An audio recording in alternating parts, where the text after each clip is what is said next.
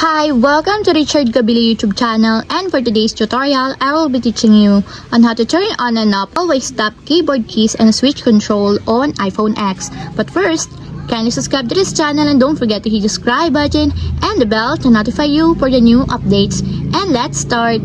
Using your iPhone X from your home screen, first go to Settings. Then in the Settings, scroll down and find the Accessibility and then tap.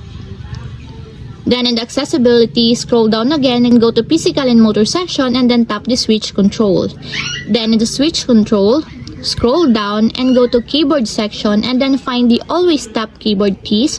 And as you will see, there's a switch button located on the side of it. Then all you have to do is just tap it to enable until it becomes green.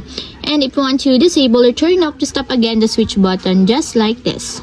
And that's it, we have successfully turned on and off always tap keyboard keys and switch control on iPhone X.